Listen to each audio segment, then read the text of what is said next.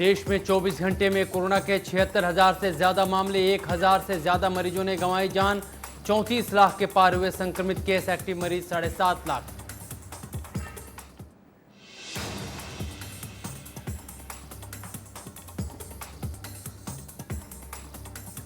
पुलवामा में सुरक्षा बलों और आतंकियों में मुठभेड़, सुरक्षा बलों ने 3 आतंकियों को किया ढेर। घाटी में सेना का सर्च ऑपरेशन जारी।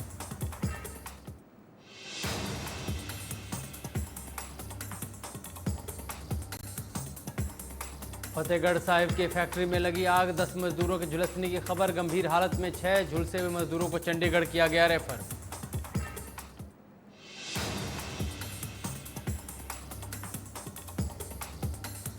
पोस्ट मैट्रिक स्कॉलरशिप घोटाले का गरमाता जा रहा है मुद्दा। नाभा में शिरोमणि अकाली दल का प्रदर्शन, कैबिनेट मंत्री साधु सिंह धर्मसोत का फूंका पुतला। कैबिनेट रैंक से हटाए जाने की मांग।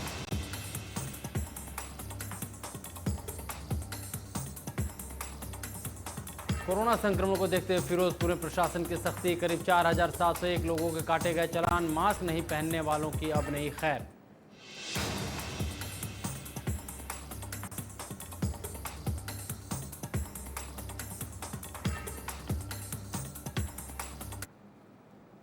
नमस्कार, मैं अमृत तिवारी और आप देख रहे हैं इंडिया न्यूज पंजाब हिमाचल। पंजाब के मुख्यमंत्री कैप्टन अमरिंदर सिंह विधानसभा में 2 विधायकों से मुलाकात के बाद खुद को 7 दिन के लिए उन्होंने होम क्वारंटीन कर लिया है। राज्य के वरिष्ठ अधिकारियों ने बताया कि दोनों विधायक बाद में कोरोना पॉजिटिव पाए गए थे।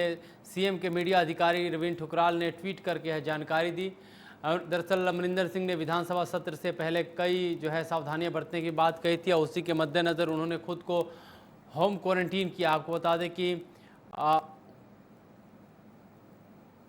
इस सप्ताह पंजाब के 29 विधायकों और मंत्रियों का कोरोना टेस्ट पॉजिटिव आया है। कैप्टन ने उन विधायकों से शुक्रवार को 1 दिवसीय विधानसभा सत्र में शामिल नहीं होने के लिए आग्रह किया था। हालांकि इस दौरान जीरा से विधायक कुलबीर वो कोरोना पॉजिटिव पाए गए। 26 तारीख को उनकी रिपोर्ट जांच के लिए गई थी और उन्हें जब को पता चला कि जब वो कोरोना पॉजिटिव हैं तब मुख्यमंत्री ने खुद को होम क्वारंटीन करने का फैसला किया, क्योंकि विधायक खुद मुख्यमंत्री से जाकर के मिले भी थे।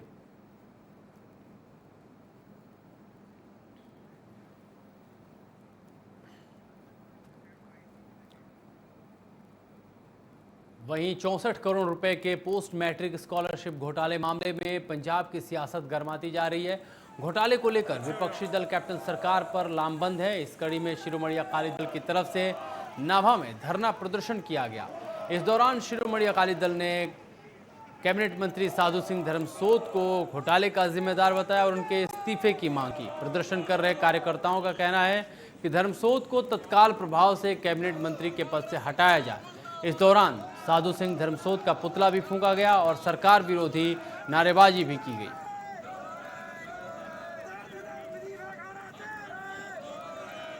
इल्जाम ਜਿਹੜੇ ਮੰਤਰੀ ਸਾਹਿਬ ਤੇ ਲੱਗ ਰਹੇ ਨੇ ਕੋਈ ਰਾਜਨੀਤਿਕ ਪਾਰਟੀਆਂ ਨਹੀਂ ਲਾ ਰਹੀਆਂ ਇਲਜ਼ਾਮ। ਇਹਨਾਂ ਦੇ ਜਿਹੜੇ ਸੈਕਟਰੀ ਨੇ, ਜਿਹੜੇ ਡਾਇਰੈਕਟਰ ਨੇ, ਉਹ ਇਲਜ਼ਾਮ ਲਾ ਰਹੇ ਨੇ ਕਿਉਂਕਿ ਜਿਹੜੀ ਉਹਨਾਂ ਦੀ ਪਾਵਰ ਹੈ ਇਹਨੇ ਪਾਵਰ ਵਿਡਰਾ ਕਰਕੇ ਆਪਣੇ ਕੋਲੇ ਪਾਵਰ ਲਈ ਔਰ ਜਿਹੜਾ ਸਾਡੇ 3 ਸਾਲਾਂ 'ਚ 303 ਕਰੋੜ ਰੁਪਈਆ ਸੈਂਟਰ ਗਵਰਨਮੈਂਟ ਨੇ ਭੇਜਿਆ ਸੀ ਉਹ ਇਸਨੇ 1 20 ਰੁਪਈਆ ਕਿਸੇ ਵੀ ਕਾਲਜ 'ਚ ਨਹੀਂ ਭੇਜਿਆ, जिस का जोड़ा नुकसान है SC बच्चों का बहुत बड़ा कान होया। बादल साहब के वेले 4 लाख बच्चों को एडमिशन SC बच्चों को सी और वजीफा मिलता सी और वो जोड़ा वजीफा इसने टाइम सिर दिता नहीं और वो 2 लाख जोड़ा साडा SC बच्चा अज कॉलेजों चों बाहर हो गया। किसी का लास्ट ईयर सी, किसी का सैकेंड ईयर सी, किसी ने नौकरी जाके लगना सी 3 सालों इन्हें SC बच्चों का फ्यूचर खराब करके रखता क्योंकि 3.5 सालों तो कोई उन्होंने स्कॉलरशिप। फिरोजपुर में तमाम अपील के बावजूद भी अधिकांश लोग कोरोना से जुड़े निर्देशों का पालन नहीं कर रहे हैं। लेकिन अब ऐसे लोगों के लिए लेडी सिंघम नाम से मशहूर पुलिस अधिकारी परविंदर कौर मैदान में उतरी हैं। धड़ाधड़ चालान काटे जा रहे हैं और लोगों को कोरोना के इस संक्रमण काल में तमाम प्रोटोकॉल पालन करने की नसीहत दी जा रही है। पिछले 2 दिनों से फिरोजपुर में मास्क नहीं पहनने वालों के चालान काटे जा रहे हैं। पुलिस अधिकारी परमिंदर कौर ने इस दौरान बताया कि कोरोना को देखते हुए पुलिस बल लगातार लोगों से अपील कर रहा है कि निर्देशों का वे पालन करें। फिरोजपुर को कोरोना मुक्त बनाने में उनकी मदद की जाए, पुलिस की मदद की जाए और तमाम जो हिदायतें हैं उनको सीरियसली लिया जाए। इसको लेकर के आगाह भी किया जा रहा है और जो लोग निर्देशों का पालन नहीं कर रहे हैं उन पर जो है चालान काटे जा रहे हैं।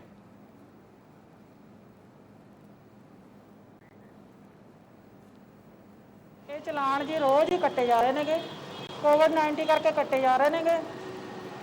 ਸਿਰਫ 5 ਮਹੀਨੇ ਹੋ ਗਏ ਜਾਗਰੂਕ ਕਰਦੇ ਲੋਕਾਂ ਨੂੰ, ਪਰ ਲੋਕੀ ਹਜੇ ਵੀ ਜਾਗਰੂਕ ਨਹੀਂ। ਕੋਈ ਮਾਸਕ ਨਹੀਂ ਪਾ ਰਹੇ, ਲੋਕ ਸ਼ਰੇਆਮ ਬਾਜ਼ਾਰ 'ਚ ਫਿਰ ਰਹੇ ਨੇ ਉਵੇਂ ਹੀ। ਸਿਰਫ ਇਹਨਾਂ ਨੂੰ ਮਾਸਕ ਪਾਉਣ ਲਈ ਜਿਹੜਾ ਅਸੀਂ ਕਹਿ ਰਹੇ ਹਾਂ ਤੇ ਜਿਹੜੇ ਨਹੀਂ ਪਾ ਰਹੇ ਉਹਨਾਂ ਦੇ ਚਲਾਨ ਕੱਟ ਰਹੇ ਹਾਂ ਤੇ ਅਸੀਂ ਆਪਦੇ ਕੋਲ ਮਾਸਕ ਵੀ ਵੰਡੇ ਨੇਗੇ ਲੋਕਾਂ ਨੂੰ ਵੀ ਤੁਸੀਂ ਜਾਗਰੂਕ ਰਹੋ, ਜਿਹੜੀ ਬਿਮਾਰੀ ਹੈਗੀ ਇਹ ਜਾਨਲੇਵਾ ਹੈਗੀ, ਇਹਨੂੰ ਤੁਸੀਂ ਨਾ ਐਵੇਂ ਕਰੋ।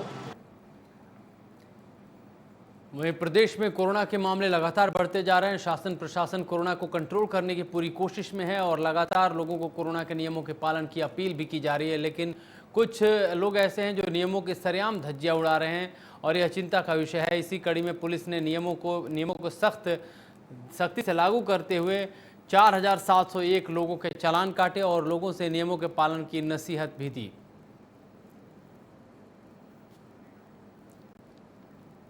आपको बता दें कि पुलिस प्रशासन की तरफ से लगातार मुस्तैदी दिखाई दी जा रही है। फिरोजपुर में दरअसल मामलों में लगातार तेजी देखी जा रही है, इजाफे देखे जा रहे। इसी कड़ी में मास्क नहीं पहनने वालों के खिलाफ, सोशल डिस्टेंसिंग का पालन नहीं करने वालों पर नकेल कसी जा रही है और उनके खिलाफ जो है चालान काटे जा रहे हैं।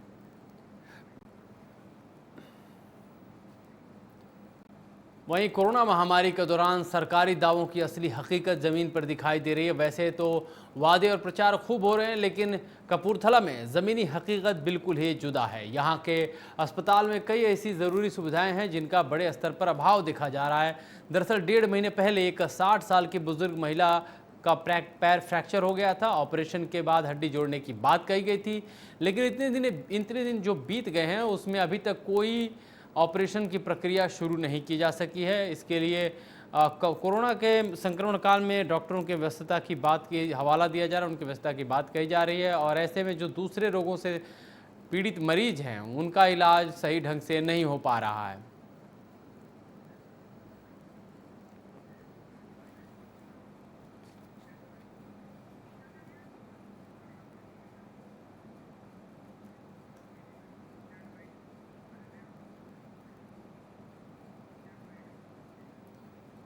वहीं लुधियाना के जवाहर नगर कैंप के लोग गंदा पानी पीने के लिए मजबूर है। यहाँ एक और कोरोना महामारी ने परेशान करके रखा है, वहीं दूसरी तरफ पानी की दिक्कत भी परेशानी का सबब बनी हुई है। बताया जा रहा है कि जवाहर नगर कैंप के लोगों को पेयजल नहीं मिल रहा है। 3 दिन से परेशानी का इन्हें सामना करना पड़ रहा है और इसका गुस्सा लोगों का जो है वो फूट रहा है। उन्होंने इलाके के पार्षद के घर का घेराव किया, उन्हें मुश्किल का हल कर देने का भरोसा भी दिलाया गया। लोगों का कहना है कि बीते 3 दिनों से गंदा पानी पीने के लिए मजबूर है। कई बार शिकायत करने पर भी मुश्किल का हल नहीं निकाला गया। उन्होंने पार्षद के घर का इस दौरान घेराव किया और अपनी मांगे मनवाने की बात कही।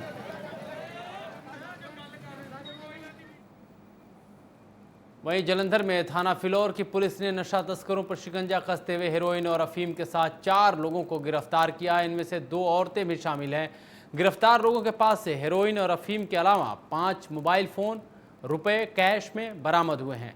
आपको बता दें कि पुलिस को गुप्त सूचना मिली थी, जिसके आधार पर यह कार्रवाई की गई। पुलिस को सूचना मिली थी कि शनि मंदिर के पास 4 लोग मौजूद हैं। इसी के कड़ी में चारों को ब्रेजा गाड़ी में सवार थे, जिन्हें गिरफ्तार किया गया है। गिरफ्तार लोगों के पास से 850 ग्राम अफीम, 74 ग्राम हेरोइन और 1,22,000 रुपये कैश बरामद किए गए हैं।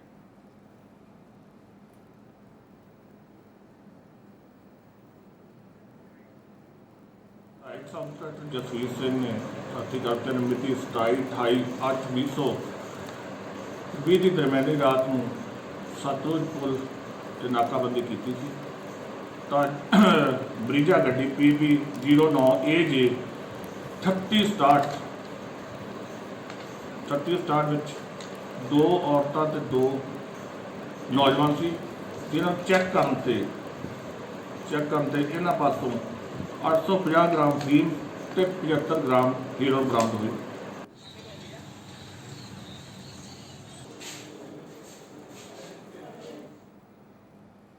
जलंधर के संतोखपुरा में 2 पक्षों में हुई हिंसक झड़प में 3 लोग गंभीर रूप से घायल हो गए। इस दौरान मोहल्ले के लोगों ने पुलिस को सूचना दी, जिसके बाद पुलिस ने 4 युवकों को हिरासत में लिया। दरअसल मामले में एक पीड़ित युवक लकी के मुताबिक जब वह घर के बाहर टहल रहा था तभी पड़ोस का एक युवक अपने कुछ साथियों के साथ आया और बहन के साथ छेड़छाड़ का आरोप लगाया। इसके बाद युवक और उसके साथी टूट पड़े और मारपीट शुरू कर दी। इस दौरान युवकों ने पीड़ित के घर पर पत्थर भी बरसाए। बाहरी युवकों की गुंडागर्दी को देखते हुए मोहल्ले के लोग इकट्ठा हुए और 4 को पकड़ करके पुलिस के हवाले कर दिया। दूसरे पक्ष का आरोप है कि उनकी बेटी को दरअसल युवक परेशान कर रहा था, अफवाहें उड़ा रहा था। इसी को लेकर के यह झगड़ा आगे बढ़ गया।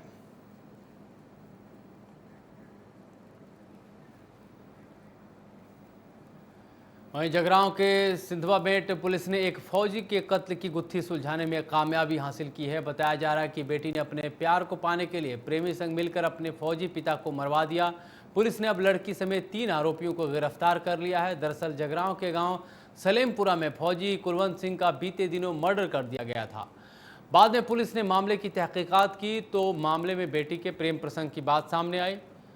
पुलिस ने मृतक फौजी की बेटी से पूछताछ की तो उसने अपना गुनाह कबूल कर लिया और इस दौरान उसके प्रेमी समेत उसके साथियों को गिरफ्तार किया गया। इन लोगों के जो आरोप है कि इनका मिलीभगत रहा उसके पिता की हत्या में।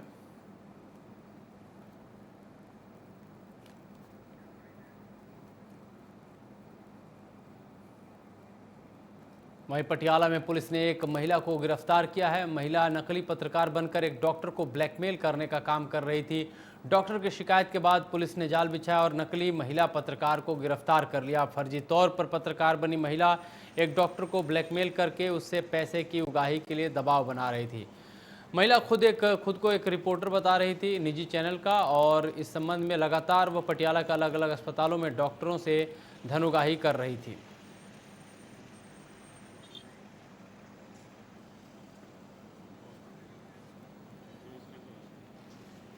रिसीव हुई थी सारा हॉस्पिटल ਤੋਂ कोई लेडी है वो अपने आप ਨੂੰ ਪ੍ਰੈਸ ਰਿਪੋਰਟਰ ਦੱਸ ਕੇ ਤੇ ਇਹ ਆਪਣਾ ਇਹਨਾਂ ਦਾ ਹੈਗਾ ਹਿਊਮਨ ਰਾਈਟ ਮੰਚ ਉਹਦੇ ਤੋਂ ਮੈਂਬਰ ਦੱਸ ਕੇ ਤਾਂ ਤੋਂ ਪੁੱਛਗਿੱਛ ਕਰ ਰਹੀ ਹੈ। ਉਹ ਮੈਨੂੰ ਬਲੈਕਮੇਲ ਕਰਨ ਵਾਲੀ ਉਹਨਾਂ ਦੀ ਥੋੜੀ ਇੰਟੈਂਸ਼ਨਸ ਲੱਗੀਆਂ ਜਦ ਉਹ ਮੈਨੂੰ ਆਪਣੇ ਕਿਸੇ ਵੀ ਐਂਗਲ ਤੋਂ ਕਲੀਅਰ ਕੱਟ ਆਪਣੀ ਆਇਡੈਂਟੀਟੀ ਨਹੀਂ ਡਿਸਕਲੋਜ਼ ਕਰ ਰਹੇ ਸੀਗੇ ਤੇ ਮੈਨੂੰ ਸਿਰਫ ਇਹੀ ਬਾਰ-ਬਾਰ ਕਿਹਾ ਜਾ ਰਿਹਾ ਸੀਗਾ ਦੇ ਡਿਮਾਂਡਡ ਅਰਾਊਂਡ 10,000 ਫਰॉम। तरनतारण के गांव मुंडा गांव विखे में एक महिला ने अपने ससुर पर दुष्कर्म की कोशिश का आरोप लगाया। महिला का आरोप है कि उसके विरोध करने पर ससुर ने उसके ऊपर घर में ही बन रही खौलती शराब उड़ेल दी। गर्म शराब से महिला बुरी तरह से झुलस गई और उसने पुलिस से गुहार लगाई। महिला के मुताबिक उसका पति जब खेतों में काम करने गया था तभी घर में मौजूद ससुर ने उसके साथ जोर जबरदस्ती शुरू कर दी और विरोध करने पर गुस्साए ससुर ने खौलता हुआ शराब उसके ऊपर उड़ेल दिया। फिलहाल पुलिस ने शिकायत दर्ज करके मामले की जांच शुरू कर दी है।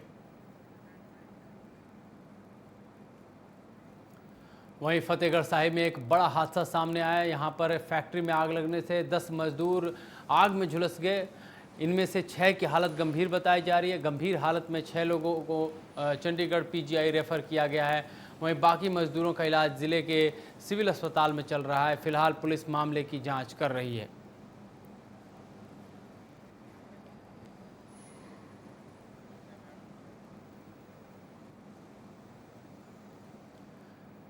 केंद्र सरकार के 3 ऑर्डिनेंस के खिलाफ भारतीय किसान यूनियन उग्राहा के नेतृत्व में 25 से 29 अगस्त तक पूरे राज्य के हर जिले में विरोध प्रदर्शन चल रहे हैं। मानसा के 82 गांवों में नाकेबंदी की गई है। पंजाब सरकार की तरफ से ऑर्डिनेंस के खिलाफ मत पास करने और शिरोमणि अकाली दल की तरफ से केंद्र सरकार से फसलों की खरीद जारी रखने का पत्र जारी करने को यूनियन ने नकारते हुए इनको पूर्ण तौर पर रद्द करने की मांग की है। यूनियन के मुताबिक कैप्टन अमरिंदर सिंह की सियासत दोहरे मापदंडों वाली है।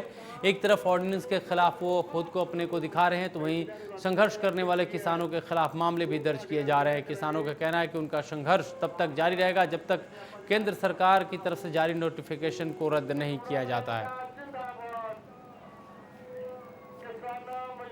ਜਿਹੜੇ ਤਿੰਨੇ ਆਰਡੀਨੈਂਸ ਲਾਗੂ ਕੀਤੇ ਆ ਉਹ ਉਸ ਤੇ ਇਹਨਾਂ ਦੇ ਵਿਚਾਰ ਕਰਨ ਤੇ ਸਰਕਾਰਾਂ ਬਿਲਕੁਲ ਜਿਹੜੇ ਵੀ ਕੈਪਟਨ ਸਰਕਾਰ ਆ ਜਾਂ ਸੈਂਟਰ ਸਰਕਾਰ ਆ ਜਾਂ ਕੋਈ ਅਕਾਲੀ ਸਰਕਾਰ ਆ ਇਹ ਤਿੰਨੋਂ ਹੀ ਫੇਲ ਨੇ ਤੇ ਤਿੰਨੋਂ ਹੀ ਕਿਸਾਨਾਂ ਮਜ਼ਦੂਰਾਂ ਜਾ ਕੇ ਸਾਰੀ ਜਨਤਾ ਦੇ ਦੁਸ਼ਮਣ ਨੇ ਜਿਹੜੇ ਆਰਡੀਨੈਂਸ ਪਾਸ ਕਰਾਉਂਦੇ ਨੇ। ਸਾਨੂੰ ਇਹ ਅਸੀਂ ਮੰਗ ਕਰਦੇ ਹਾਂ ਕਿ ਵੀ ਜਲਦੀ ਤੋਂ ਜਲਦੀ ਇਹ ਫੈਸਲਾ ਵਾਪਸ ਲਿਆ ਜਾਵੇ। ਕੇਂਦਰ ਸਰਕਾਰ ਵੱਲੋਂ 3 ਆਰਡੀਨੈਂਸ ਜਾਰੀ ਕੀਤੇ ਗਏ ਆ, ਜਿਹਦੇ ਵਿੱਚ ਮੰਡੀ ਬੋਰਡ ਦਾ ਉਹਨਾਂ ਨੇ ਭੋਗ ਪਾਉਣਾ, ਖਰੀਦ ਸਰਕਾਰੀ ਬੰਦ ਕਰਨੀ ਹੈ, ਹੌਲੀ ਹੌਲੀ ਜਾ ਕੇ MSP ਤੋੜ ਦੇਣੀ ਹੈ।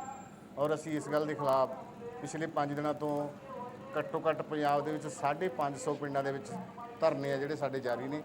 ਅਸੀਂ ਅੱਜ ਅਗਲਾ ਐਲਾਨ ਕਰਨਾ ਹੈ ਕਿ 7 ਤਰੀਕ ਨੂੰ DC ਦਫ਼ਤਰ ਅੱਗੇ ਜਿਹੜੇ ਧਰਨੇ ਆ 1 ਦਿਨ ਦਾ ਲਾਇਆ ਜਾਊਗਾ। ਉਸ ਤੋਂ ਬਾਅਦ 15 ਤਰੀਕ ਤੋਂ 20 ਤਰੀਕ ਤੱਕ ਬਾਦਲ ਦੀ ਕੋਠੀ ਅੱਗੇ ਧਰਨਾ, CM ਪੰਜਾਬ ਦੀ ਕੋਠੀ ਅੱਗੇ ਧਰਨਾ, ਕਿਉਂਕਿ ਉਹਦੇ ਵਿੱਚ ਜਿੱਥੇ ਆਰਡੀਨੈਂਸ ਵਾਪਸ ਕਰਾਉਣੇ ਆ ਉੱਥੇ ਪੰਜਾਬ ਸਰਕਾਰ ਨਾਲ ਸੰਬੰਧਿਤ ਮੰਗਾਂ ਨੇ, ਕਰਜ਼ਾ ਮਾਫੀ, ਰੁਜ਼ਗਾਰ ਦੇਣਾ, ਨਸ਼ਿਆਂ ਦਾ ਖਾਤਮਾ ਕਰਨਾ, ਔਰ ਜਿੱਥੋਂ ਤੱਕ ਕੈਪਟਨ ਅਮਰਿੰਦਰ ਦਾ ਜਿਹੜਾ ਪਾਸ ਕਰਨਾ ਹੈਗਾ ਵਿਧਾਨ ਸਭਾ ਦੇ ਵਿੱਚ।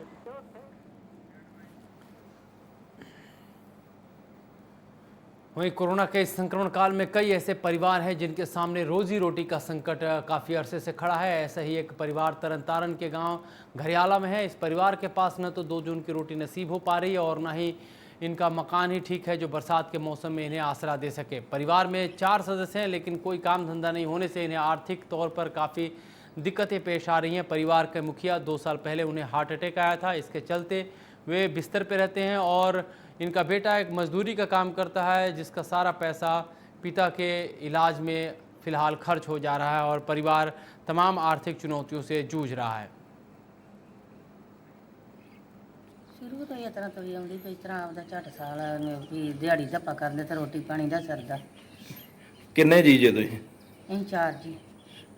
ਤੇ ਕਮਰੇ ਕਿੰਨੇ ਘਰ ਦੇ? ਕਮਰਾ ਇਹੋ ਇੱਕੋ ਹੀ। ਅੱਛਾ ਤੇ ਗੁਜ਼ਾਰਾ ਕਿਸ ਤਰ੍ਹਾਂ ਹੁੰਦਾ ਹੈ ਏਡਾ? ਗੁਜ਼ਾਰਾ ਹੁਣ ਮਾਰੀ ਗਏ ਆ ਵੀਰੇ। ਅੱਛਾ ਤੇ ਘਰ ਦਾ ਰੋਟੀ ਪਾਣੀ ਦਾ ਕਿਸ ਤਰ੍ਹਾਂ ਸਰ? ਰੋਟੀ ਪਾਣੀ ਦਾ ਤੁਹਾਨੂੰ ਦੱਸਿਆ ਤਾਂ ਹੈਗਾ ਵੀ ਇਸ ਤਰ੍ਹਾਂ ਮੈਨੂੰ 2-3 ਸਾਲ ਹੋ ਗਏ ਪਏ ਨੂੰ। ਕੀ ਗੱਲ ਹੋ ਗਈ ਸੀ?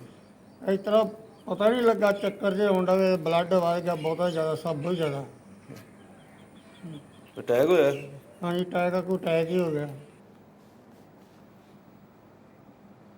वहीं अबोहर का नाम देश के गंदे शहरों में तीसरे स्थान पर आने के बाद जहां अबोहर की किरकिरी हुई है, वहीं अबोहर के ही यशवंत नगर को देखने के लिए आपको बता दें कि एक नई मिसाल पेश की जा रही है। यहाँ पे साफ़ सफाई, हरियाली, हर तरह के इंतज़ाम जो हैं खुद लोगों ने अपने पहल पे की है। एक टीम बनाया, एक टीम गठित की और लगातार इसमें अब अपनी मुहिम के तहत काम कर रहे हैं। साफ़ सफाई से लेकर के तमाम जो विकास के मानक हैं उस पर यह यशवंत नगर खरा उतरता दिखाई दे रहा है।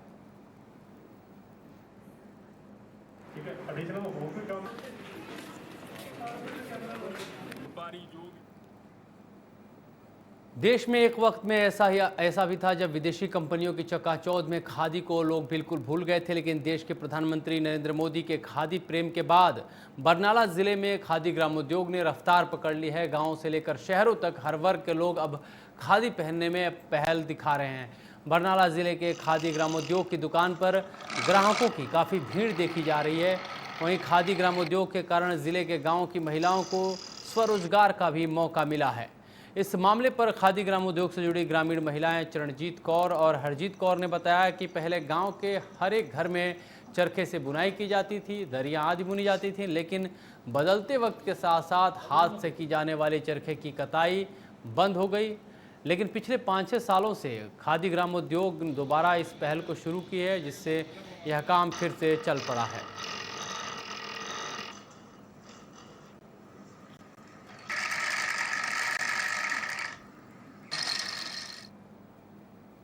मुख्यमंत्री जयराम ठाकुर रोहतांग टनल में तैयारियों का जायजा लेने के लिए रोहतांग पहुंचे। 29 सितंबर को प्रधानमंत्री नरेंद्र मोदी रोहतांग टनल का उद्घाटन का प्रस्तावित उनका दौरा है।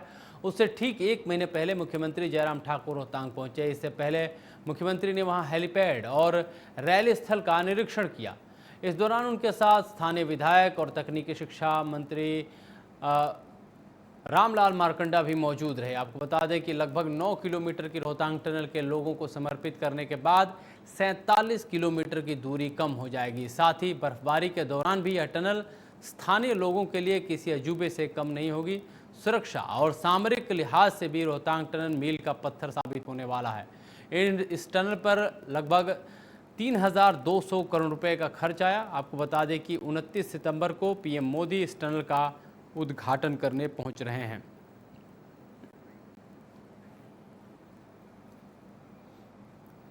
वहीं केंद्र सरकार की अनेक योजनाएं चलाई जा रही हैं, जिनमें से आम आदमी को सीधा लाभ है। इन्हीं सभी लाभार्थियों से चर्चा करने के लिए नाहन में एक ऑनलाइन सेमिनार का आयोजन किया गया। इसकी अध्यक्षता नाहन के विधायक डॉक्टर राजीव बिंदल ने की।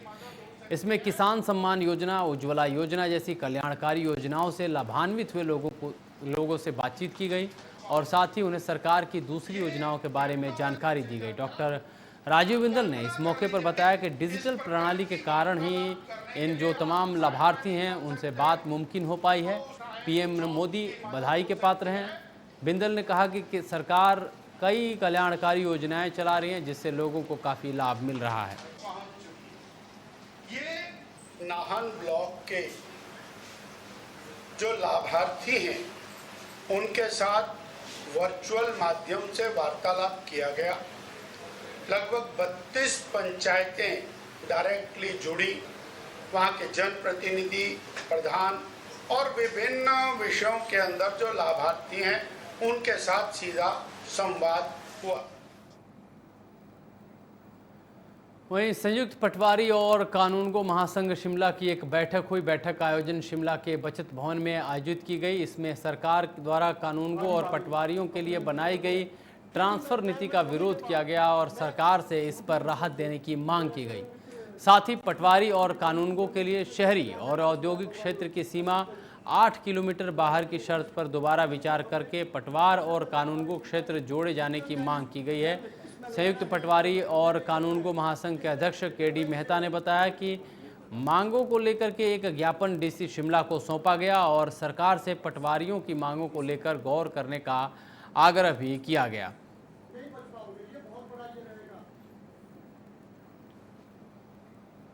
और इस बुलेटिन में फिलहाल इतना ही। आप देखते रहिए इंडिया न्यूज़ पंजाब हिमाचल।